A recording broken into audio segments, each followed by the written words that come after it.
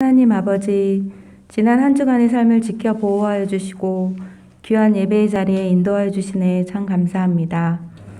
세상 삶에 이리저리 휩쓸려 온전히 하나님을 향하지 못하고 내 뜻대로 잘못 살았음을 고백합니다. 이 시간 우리 어리석음과 허물을 예수님의 피 흘리신 공로로 덮어주시옵소서. 하나님 아버지, 저희들 마음속에 악한 것들을 뿌리 뽑아주시고 그 자리에 예수님의 사랑으로 채워지게 하옵소서. 죄악된 세상 속에서 믿음의 자녀들이 한 줄기 빛이 되게 하시어 어둠을 물리치고 환한 빛으로 채워줄 수 있도록 인도하여 주옵소서. 사랑의 하나님, 연약한 저희와 자녀들이 살아가기에 이 세상은 너무나도 험하고 어둡습니다. 우리의 연약함을 아시는 하나님께 간구하오니 강건하게 하시고 지혜롭게 하옵소서. 무엇보다 먼저 하나님과의 관계가 바르게 되어 삶 가운데서 환경을 통해서 사람을 통해서 말씀하시는 하나님의 뜻을 분별하게 하옵소서. 저희들의 가정을 통하여 역사하시는 하나님, 모든 성도들의 가정들을 굳건한 반석 위에 세우시고 하나님을 경외하는 가정, 하나님의 질서가 바로 서는 가정들 되게 축복하여 주옵소서. 가정에서부터 바로 서야 주의 나라가 바로 서리라 믿습니다.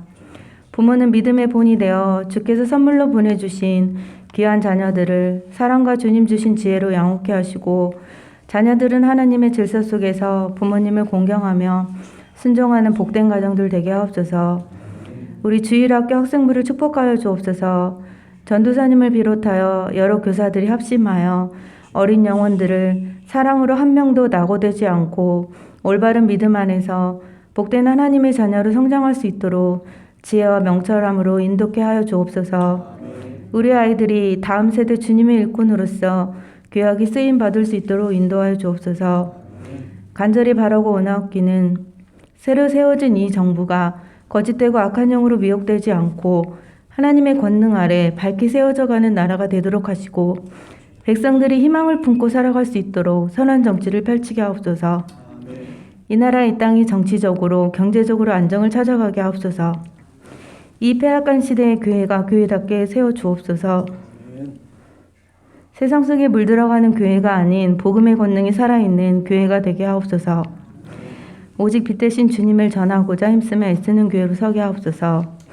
일그러지고 찢어진 상처 입은 영혼들을 주님 앞에 인도하여 치유하고 위로해주는 교회가 되게 하옵소서. 병들어 고통받는 자, 실패로 절망 중에 있는 자, 소중한 것을 잃은 자, 위로가 필요한 곳곳에 하나님의 위로가 임하게 하옵소서. 지금 이 순간도 어리석은 인간의 이기심으로 말미암아 전쟁 중에 떨고 있는 주의 자녀들을 기억하여 주시고 하루빨리 전쟁이 종식되게 도와주시어 평안을 허락하여 주옵소서. 이 예배를 위하여 섬김을 실천하는 손길들이 있습니다. 맡은 자에게 구할 것은 충성이라고 하셨사오니 저들의 수고를 통하여 주님 더욱 높임을 받게 하시고 저들의 삶 가운데 복된 일들이 넘쳐날 수 있도록 도와주시옵소서. 이 시간 우리 이경재 목사님을 통하여 귀한 말씀 듣는 시간입니다. 단위에 서신 우리 목사님을 권능으로 붙잡아 주시고 영혼간에 강건케 하옵시며 늘 성령 충만케 하옵소서. 선포되는 말씀을 통하여 저의 연약함이 강하게 하시고 저의 교만이 낮아지게 하시고 저의 완악함이 치유될 수 있는 복된 시간이 되게 은혜 내려 주옵소서.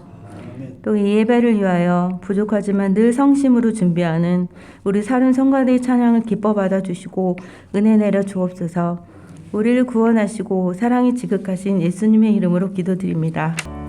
주의 발자취를 따름이 어찌 즐거운 일 아닌가. 맘에 맑은 하늘 열리고 밝은 빛이 비친다.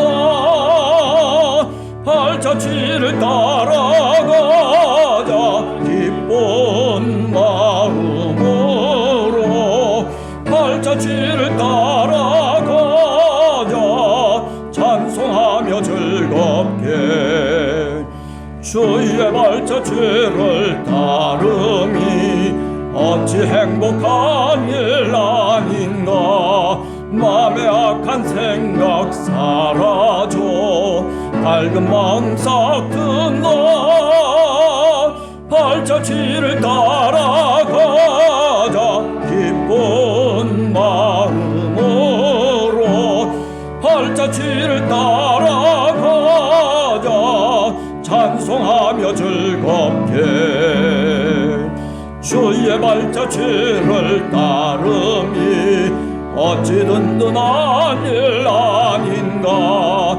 맘의 두려움은 사라져 새로운 힘 솟는다. 발자취를 따라가자.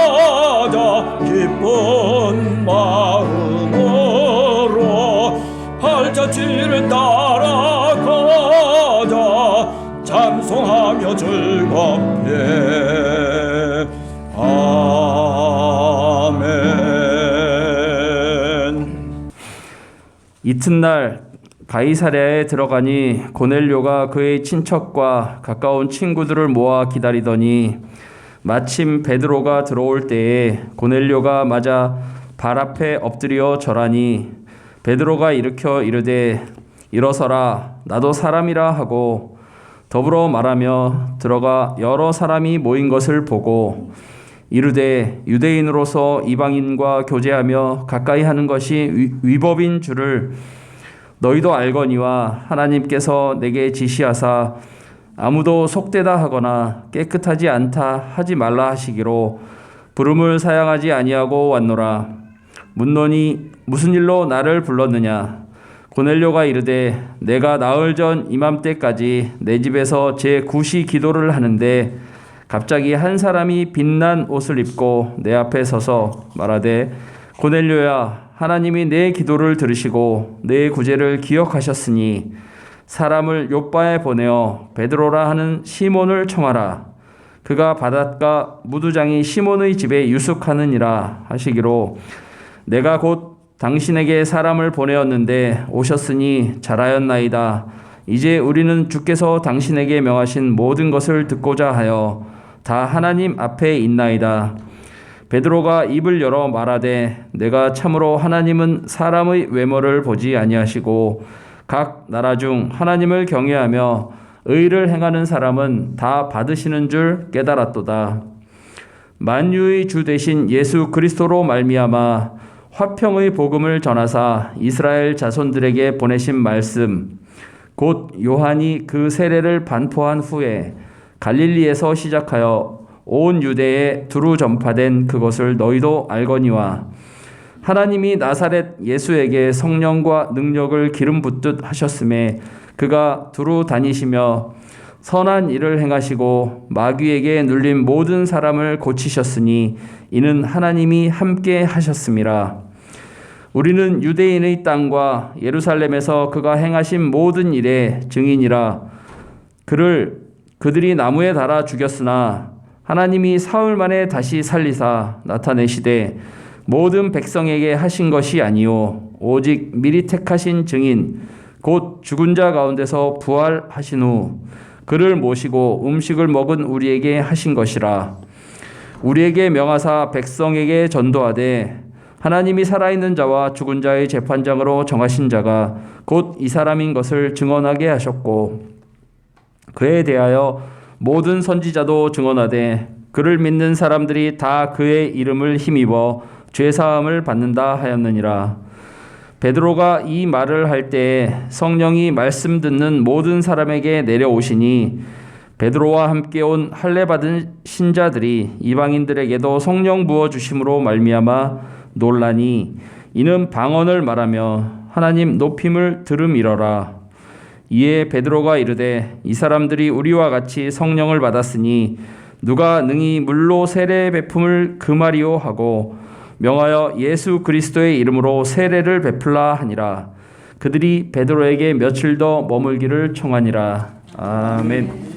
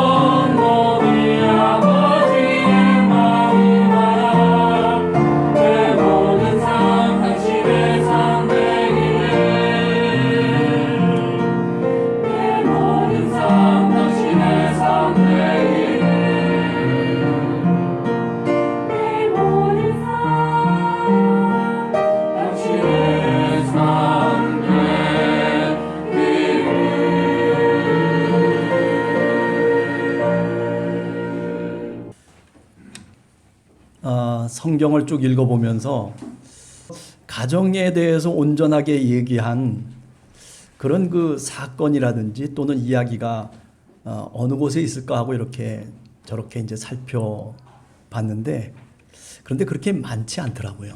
네. 그러나 그 많지 않은 구절들 가운데서도 오늘 읽은 본문은 그런대로 가정이라고 하는 것에 대해서 우리들에게 좋은 의미들을 제공하고 있다라고 그렇게 생각이 됩니다.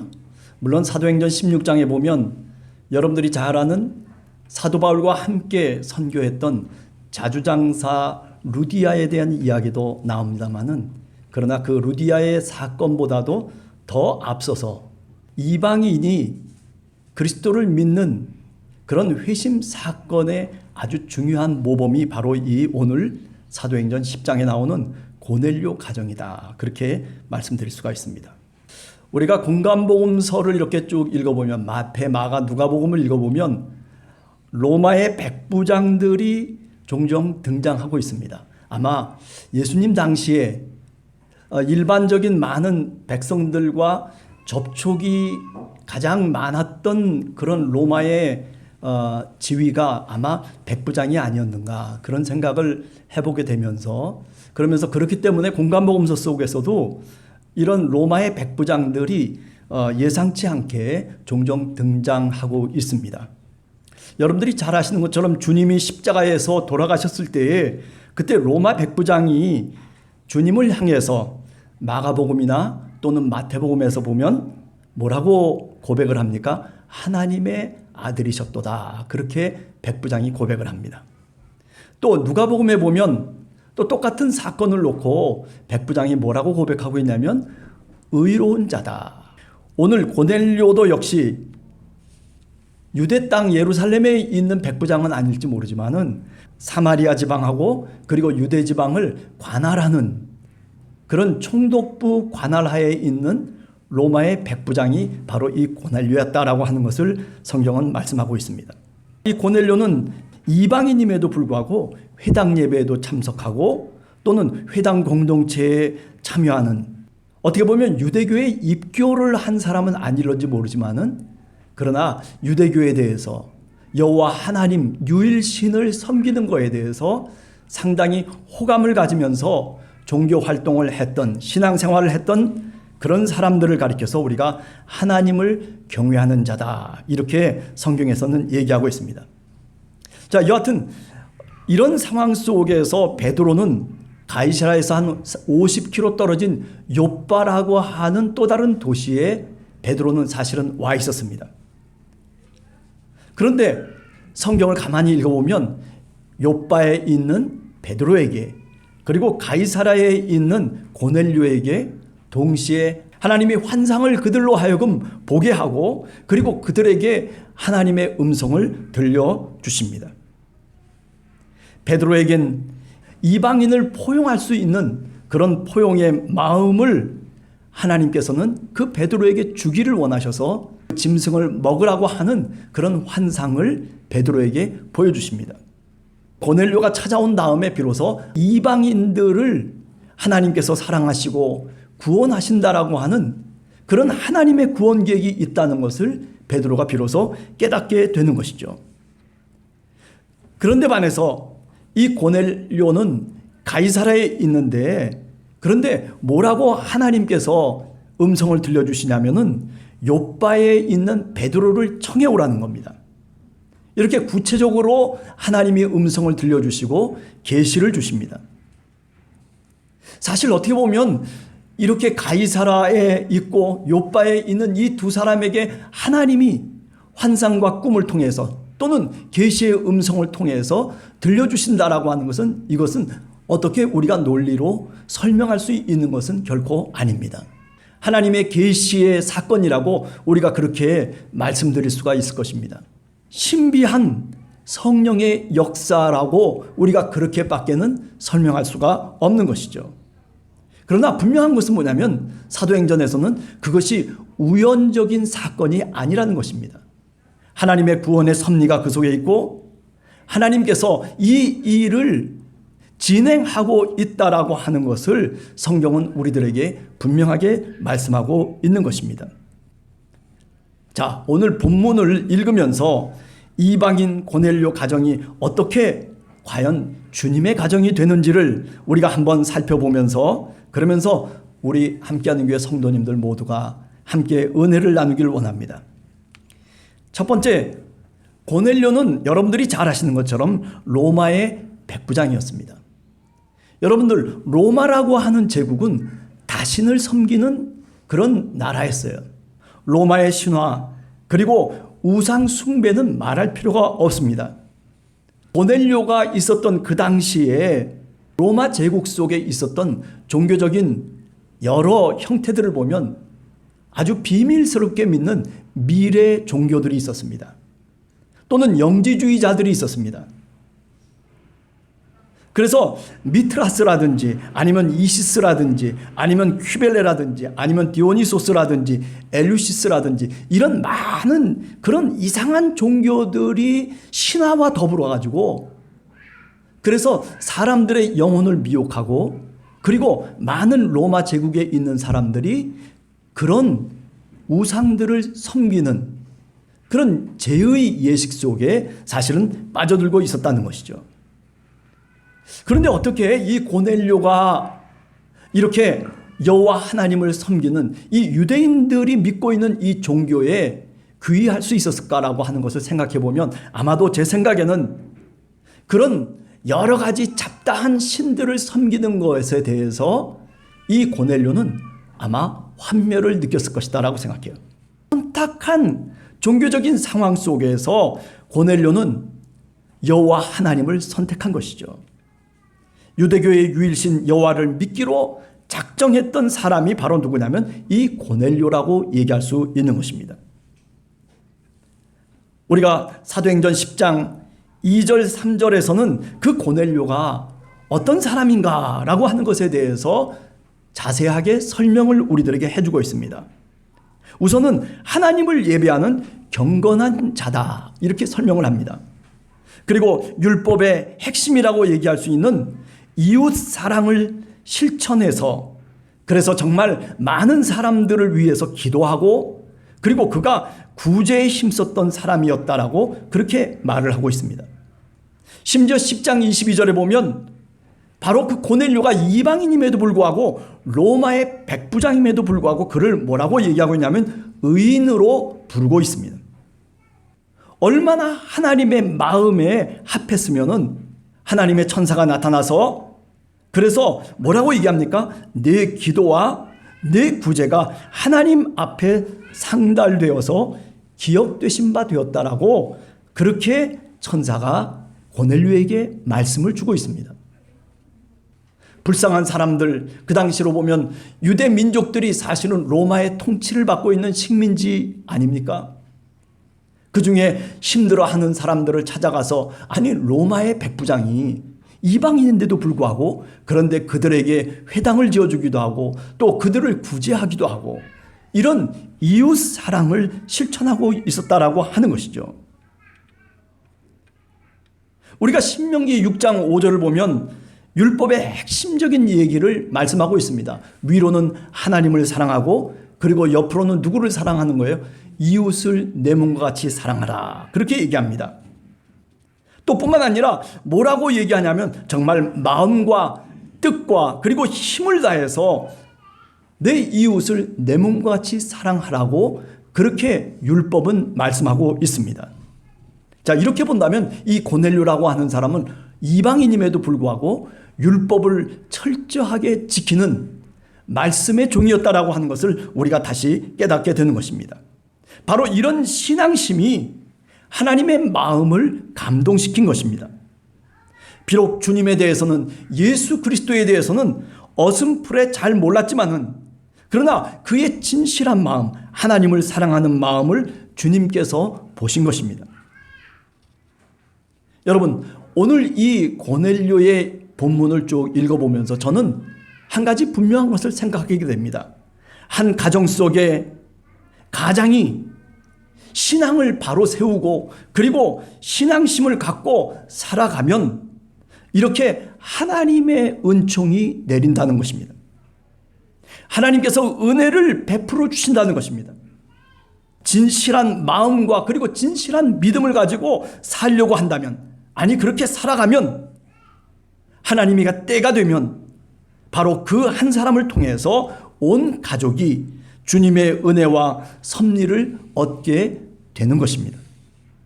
이것이 하나님의 구원의 원리이고 하나님이 우리를 이끌어 가시는 방법이다라고 말씀드릴 수 있습니다. 이런 점에서 이 고넬료는 한 가정의 가장으로서 주님 앞에 믿음을 갖고 신실하게 살아가는 그 모습 속에서 주님께서 그를 부르시고 그리고 주님의 백성으로 삼으시고 있다는 것이죠. 그를 통해서 온 가정이 구원을 받게 되는 하나님의 이 은혜를 오늘 우리 함께하는 교회 성도들도 같이 받는 그런 은혜와 은총이 있게 되기를 간절히 주님의 이름으로 축원합니다.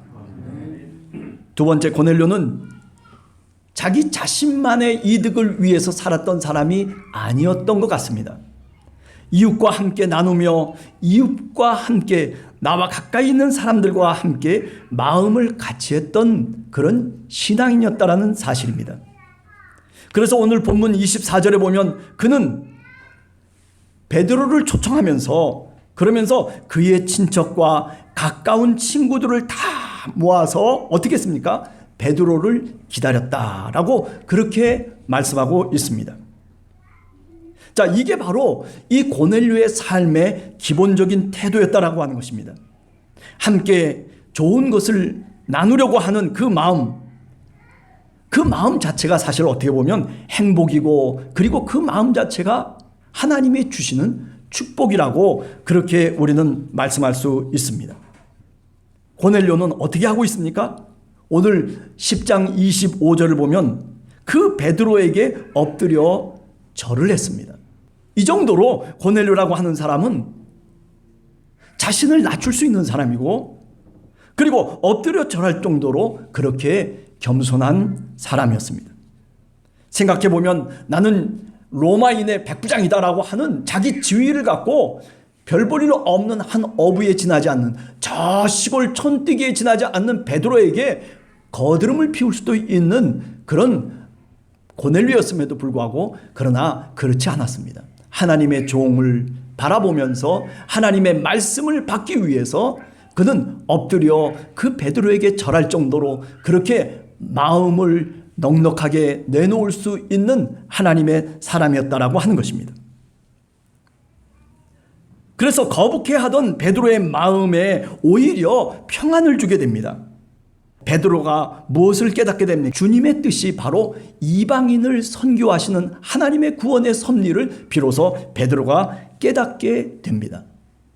이 정도로 정말 이 고넬료라고 하는 로마의 백부장은 신앙인의 모습을 온전하게 갖고 있었습니다. 자, 이렇게 본다면 고넬료의 가정은 누가 뭐래도 이웃과 함께 나누는 바로 나눔이 있는 가정입니다.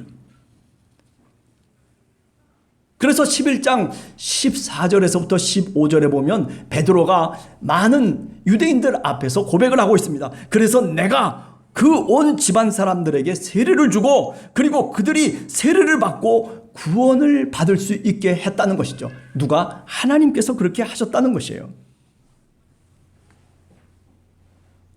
그렇습니다. 이렇게 정말 하나님을 진실되게 섬기고 그리고 남과 더불어서 나누며 자신을 겸손하게 다른 사람보다 더 무릎을 꿇고 낮출 수 있는 그런 이웃 사랑의 마음을 갖고 있는 이 고넬료 집안,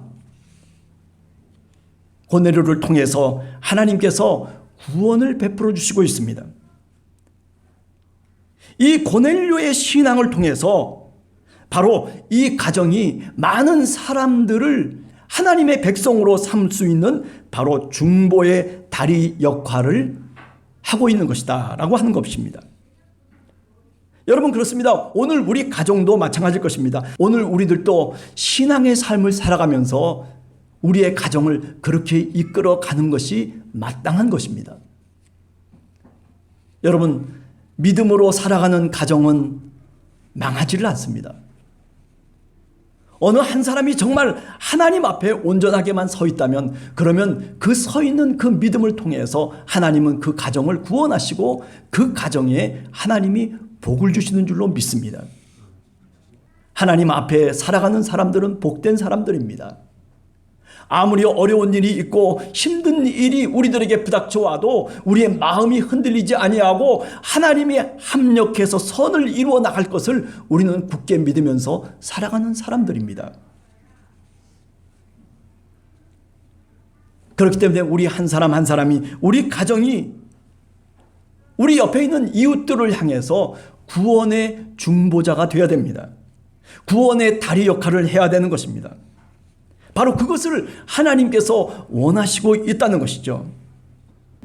그렇습니다. 사도행전 16장 31절 여러분들도 외우고 있는 구절일 것입니다. 주 예수 그리스도를 믿으라. 그리하면 너와 내 집이 구원을 얻으리라.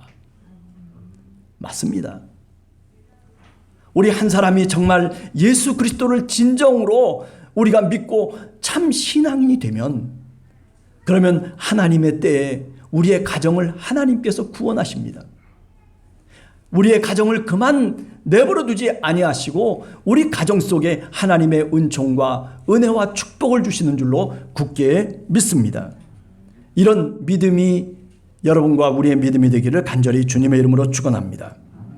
세 번째, 고넬료 가정은 베드로의 설교 말씀을 간절히 듣고자 원했습니다. 나사렛 예수라고 하는 사람의 제자라고 얘기하지만은 그러나 로마의 백부장이 볼 때에는 사실은 형편없이 낮은 지위에 있는 사람입니다. 그런데 그게 그 사람이 하나님의 종이라는 거예요. 그 사람이 하나님이 보내신 사람이라는 거예요. 그런 하나님의 음성을 믿고 그리고 그 베드로 앞에 무릎을 꿇고 그리고 겸손하게 그 말씀을 듣고자 합니다. 아니 그 말씀을 듣고자 했을 뿐만 아니라 그 베드로가 말하는 그 화해의 복음, 예수 그리스도를 알려주는 그 복음의 메시지를 들으면서 어떻게 생각을 하냐면 이것이 성령의 말씀으로 받았다는 것입니다. 하나님의 말씀을 성령의 말씀으로 받았다는 것이에요. 내 이해 타산을 통해서 하나님의 말씀을 깨닫는 것이 아니라 하나님께서 나에게 오늘 또 말씀해 주시고 있다라고 하는 그런 간절한 소원을 갖고 주님의 말씀, 베드로의 설교를 그렇게 들었다는 것입니다. 우리가 사도행전 17장 11절에 보면 사도 바울이 베레아라고 하는 그리스 지역에 가서 그래서 그 베레아 사람들에게 교회를 개척하고 그리고 하나님의 말씀을 전하게 됩니다. 그때 그 베레아 사람들이 어떠한 모습을 갖고 있었냐면은 그들은 정말 진실되고 고상한 사람들이었다는 거예요. 그래서 성령이 충만하고 성경을 날마다 상고하며 간절한 마음으로 그 베레아 사람들은 말씀을 받았다라고 그렇게 사도행전 17장에 분명하게 설명하고 있습니다. 성경을 날마다 상고하며 간절한 마음으로 말씀을 받기를 원했던 아니 하나님의 종이 아니 주님의 말씀이 곧 성령의 감동으로 다가오는 그런 믿음을 갖고 있었다라고 하는 것이죠. 고넬료 가정의 모습입니다. 그렇습니다. 여러분과 우리의 가정 속에 이런 모습이 회복되기를 원합니다. 적어도 우리의 가정 속에 하나님의 말씀이 서로 이야기되어지고 서로 어떤 이야기를 할 때에도 대화 속에도 하나님의 말씀이 끼어들 수 있는 그런 공간이 있어야 됩니다. 우리의 마음에 그런 여유가 있어야 됩니다. 한 번은 멈추어 쓸 줄도 알아야 됩니다. 그리고 뭔가 하나님의 말씀을 들으려고 하는 그런 마음이 우리 가운데 있어야 되는 겁니다. 그것이 오늘 이 주일일 수도 있고 아니면 우리가 살아가는 삶의 자리 속에서 또는 시간 속에서 우리는 주님의 말씀을 듣고자 하는 마음으로 우리의 가던 걸음을 멈춰야 되는 장소가 있는 것입니다. 그것이 바로 오늘 이 고넬료 가정 속에 있었던 신앙의 모습입니다. 고넬료 가정이 바로 그와 같은 모습이었습니다. 온 가족이 주님의 말씀을 읽고 그리고 주님의 말씀을 살피고 그리고 주님의 말씀대로 살기를 애쓰는 바로 그런 가정의 모습이 오늘 이 본문의 고넬료 가정이다라고 하는 말씀입니다. 비록 그는 이방인이었지만은 그는 유대인이 아니었지만은 그러나 영적인 참 유대인이었다라고 그렇게 오늘 또 성경은 우리들에게 말씀하고 있습니다. 그렇습니다. 사도 바울은 로마서 2장 28절과 29절에 보면 사도 바울이 말하고 있습니다. 참 유대인이 어떤 유대인이냐? 표면적 유대인이 아니라는 겁니다. 할례만 받고 나는 유대인이네, 나는 아브라함의 자손이네, 나는 신앙인이네, 나는 이렇게 율법을 지키는 사람이네, 그렇게 자기를 자랑하고 자기를 내세우는 사람들이 신앙인이 아니라는 것입니다. 그들이 참 유대인이 아니고 이면적 유대인이 참 유대인, 마음의 할례를 받은 사람들, 이렇게 고넬료처럼 이방인에도 불구하고 그러나 자기 마음을 겸손하게 하나님 앞에 내려놓을 수 있는 사람, 아니 하나님의 말씀을 진실되게 받고 그리고 성령의 감동으로 그 말씀을 성령의 말씀으로 하나님의 말씀으로 듣고자 원하는 그런 귀를 갖고 있는 사람, 바로 이 고넬료가 참 유대인이라고 그렇게 말씀할 수 있는 것입니다. 이런 점에서 고넬료 가정은 정말 영적인 유대인 가정이었다라고 말할 수가 있습니다. 아니, 이 고넬료 가정은 새 이스라엘 백성이었습니다. 저는 그렇기 때문에 오늘 우리 함께하는 교회 성도들 가정도 다 이러했으면 좋겠다라고 오늘 또 기도하게 됩니다. 정말 가정 속에 기도가 살아있고 하나님의 말씀이 살아있고 그리고 서로가 서로를 보듬어주고 그리고 같이 함께 마음을 함께 위로해 줄 수 있는 사랑과 헌신이 있는 그런 믿음의 가정, 그것이 바로 오늘 이 고넬료의 가정이었다라고 하는 것이죠. 사랑하는 성도 여러분, 여러분들에게도 이런 가정 속에 이런 하나님의 은혜가 있기를 간절히 원합니다. 그러기 위해서는 우리가 한 사람 한 사람이 정말 하나님 앞에 고넬료처럼 온전하게 여러분들이 신앙인으로 서야 됩니다. 한 사람이 온전하게 신앙인으로 서면 그 가정이 다시 살아날 수가 있습니다. 그 가정이 다시 하나님의 백성으로 회복되어질 수 있는 겁니다. 문제는 다른 사람의 문제가 아니고 내 옆에 있는 어느 누구의 문제가 아니라 바로 내 자신의 문제인 것입니다. 내가 하나님 앞에 올바로 서고 하나님 앞에 믿음의 사람으로 서고 하나님 앞에 주님의 말씀을 성령의 말씀으로 듣고자 하고 주님의 말씀을 읽고 피고 상고하고 그리고 그 말씀대로 살려고 그렇게 우리가 애를 쓰는 그 속에서 하나님은 우리를 택하시고 하나님의 때에 우리의 가정 속에 하나님의 은총을 주시는 줄로 굳게 믿습니다. 그렇습니다. 바라기는 이 5월 한 달 동안 우리 함께하는 교회 가정들이 이렇게 은혜가 충만한 가정이 되시기를 간절히 주님의 이름으로 축원합니다. 기도하겠습니다.